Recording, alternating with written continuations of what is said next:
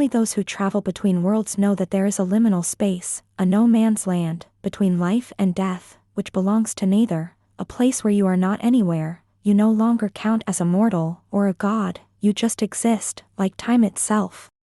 The latter ceases to matter in this space, where the Moirae come to find peace from endlessly spinning the fates of the gods and the humans alike, in this place where destiny has no meaning and history is laid out flat at their feet, where they could see, understand, and remember its forgetful, repetitive nature. Persephone watched the juice of the pomegranate, which looked very much like blood, drip through her fingers and spill on the frozen ground that drank it eagerly through porous ice, the same way it had done with all the blood spilled throughout history. Centuries and centuries of conflicts, and bloodshed, and empires, and ambitions, rose, and fell, and were forgotten, while the thirsty earth, whose favor the silly humans were trying in vain to propitiate with blood sacrifices, brought forth more bounty, not because it bent to the whims and demands of the latter, who were never satisfied, but in order to express its own purpose for being. How patient was Mother Gaia, her blessed great-grandmother, who was an aspect of herself as well. They shared identities, the gods, appearing in whatever form inspired them and best served to convey their messages. The young goddess of the dead stretched her hands and blessed the ground with the juice of pomegranates, to strengthen the spirits of the lost before their long tonic journey. The quiet mourning of the community slowly morphed into a more agitated state, with women getting up, one by one, to tend to the things that needed doing, from brewing the ceremonial wine to setting the table for the feast, while still refraining from talking, food, and drink, awaiting the breaking of the fast which happened at sundown. Not too far from her, two mourners with their long unbraided hair wrapped around their arms so it wouldn't catch fire, were mixing aromatic mind-altering herbs into the drink of the dead. Persephone recognized nightshade, ivy and morning glory, and the ghostly pallor of wormwood. The women whispered over the boiling libation, while its steam rose and got absorbed through their nostrils and skin, making their eyes shine and all the blood rush to their cheeks.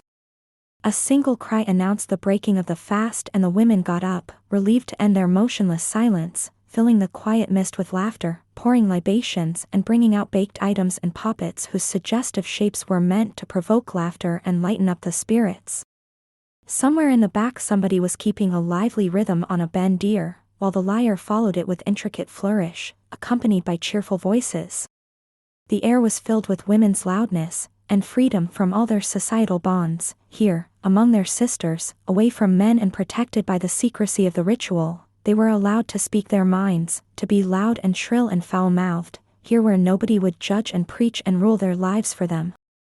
Protected by Demeter, they engaged in jokes and dances that their male companions would have found inconceivable, transforming from dutiful, long-suffering and subservient matrons into the wild and free forces of nature they were meant to be, the bringers of life, of nurturing, of pleasure, and of beauty. The world was ugly without women, without their never-ending patience, love and sacrifices. A brutal and gory succession of bloody deaths and battles, a place which would have made Tartarus look pleasant. All there ever happened in this world was a never-ending fight for power and wealth, at any cost, accepting unspeakable sacrifices for its vain glory, somebody else's sacrifices most of all, and nobody ever asked the women whether they agreed to any of them, because they were supposed to be quiet, obedient and not have opinions, hidden as they were behind protective walls. Everywhere else the world did not consult them in its pointless repetitive drama of ambitions, greed and bloodthirsty ire, everywhere but here. Let your daughters drink and dance, then, Mother Gaia, and let them speak words that would make sailors blush. Let them be free to worship their fertility rights away from rigid minds and arbitrarily imposed laws.